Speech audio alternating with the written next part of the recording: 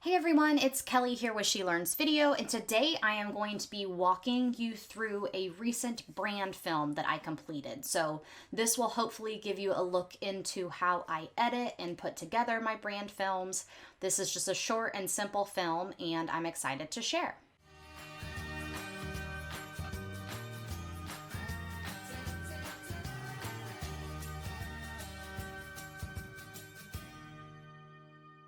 So the first thing you'll notice here as you're looking at my Premiere Pro display, I have all of my footage over here on the left. I have the video footage all organized into a file. I do the same for audio, and then I also do the same for any logos or adjustment layers, mats that I need to put into the film. I try to store them in their own little bins so that we can stay organized and everything is easy to find. From here over on this side, you'll see here is my timeline laid out, or the sequence that I have set up for this film. And you'll notice I did mute the audio track down here. This is my music. Just as I walk through this, I will tell you a little bit about the music that I chose and how I edited to the music, but for now it is muted. So that little M right here is how you would mute any of the tracks down here on the audio side. So I'll go ahead and play the video and just talk you through how I put it together. Okay, so here at the beginning, you'll notice I do have this gradient, I believe it's called gradient wipe effect. I put this in because I thought it fit the brand really well. This is a rainbow crayon created for children, and I just love the way that it displays the logo here. So I did make a choice on that and really like how it turned out. If you do want to swap out this effect, you could do that when you are in editing. All of the effects are stored over here on this side. You can go under video effects and then you'll click transition.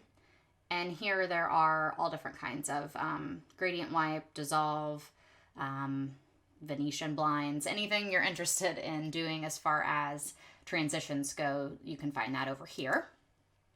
And then from here, I also have the logo placed on top of, if you click on the logo here, you can see it outlined. I place it on top of a white mat, and you can add a mat to your footage if you go to assembly. Click on this here for new item, and you can add in a color mat. So I added in a white color mat just because I like the way that the black logo displays on there. And then as you'll see here, we get into the footage, and I have just selected clips that I thought work well. This is for a quick and simple little looper video that I created for her to be able to share this on her website or on social media. So as you see me going through these clips, they are all just a couple of seconds long, and I have edited these to the music. So when I play the video at the end, you'll be able to see how each one kind of goes along with the beat of the music. And if I zoom in here, you can see I've purposely cut the clips right here on the beat of the music. So you can see that reflected down here on the audio line as you go through. And let me just play that quickly so you can see an example of that.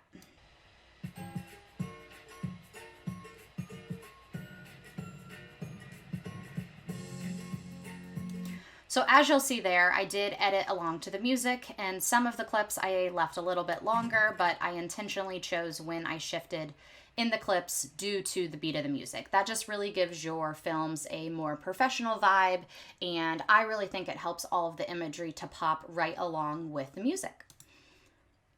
Okay, so we'll mute that again, and I'll talk through a little bit more on how I edited each clip. I do kind of go through the footage at the beginning. There's a culling process where I select out what clips I think are going to work well for the video, and then as I'm placing them into my timeline, I'm just making sure I start them and end them in the appropriate places to line up with the music, and so that they're long enough that you can get the grasp on what you are viewing and what features we're highlighting for this business owner. Then here up at the top, you'll notice there is what's called an adjustment layer. I actually do all my color edits with this adjustment layer. So if you go over to color here, you'll see when I click on this adjustment layer, over here on the right, you can see all the edits I've made to this adjustment layer. And it is essentially like a filter that goes over all of my footage. So with all of my footage, the contrast is going to be raised by this 13.1. Highlights are brought down, shadows brought up. These are just some selective choices I've made for this footage based on how I shot it and how I want it to look for the business owner. So with every brand film I do, I'm always trying to make sure that my color and the look and feel of what I edit together is going to fit really well with the brand imagery that they already have on their website, the products that they supply to their clients or the services they supply. You just really want to make sure that whatever you're doing for this brand looks like it was made in-house and is something that's truly representative of them and their business. In addition, on some of the individual clips, if you double click on them, you will notice that I have made some color tweaks to the clip itself. So we'll go over to this one. This one, I believe it was a little bit maybe warm when I shot it. So I just cooled it off, made it a little bit less pink. And I made that selection as I was going through and editing all the footage. There are going to be clips that, you know, maybe have a color cast, like from this pink tray, for example, that you are going to have to clean up individually.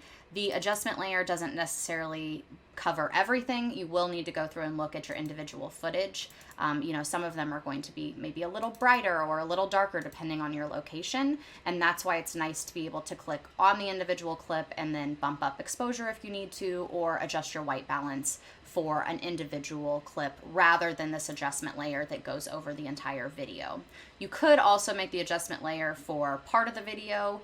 If, for example, part of your shots were indoors and part of your shots were outdoors, you could make two adjustment layers, one that's a little bit more tailored toward the lighting and the atmosphere in both locations. And then here at the end, it's just a quick little outro. I do pop up that logo again. This time I opted for just a subtle transition here. This is just a little cross dissolve that I've added on here to the logo, so it will fade in there at the beginning really quickly. I also again put that on top of a white mat. And then here at the bottom, you'll notice on my music, I have done an effect as well. This is an exponential fade. You can find all the audio transitions here. Under crossfade, there's really just kind of three options there, but I do choose this fade when I'm fading out the music. If I were combining clips, maybe I had a cut in my audio or a cut in the music, sometimes I'll utilize these constant power or constant gain, but for the most part, I'm using the exponential fade. All right, so I hope that information was helpful when you are putting together any type of brand or small business films. I will play the video here at the end so you can see the full film and just see a little bit of the work that I've been up to over at my business. I really appreciate you watching today. If you do have any questions, definitely drop them in the comments below. And if you're interested in more content like this, we would love for you to subscribe and check us out over at shelearnsvideo.com. Thanks so much.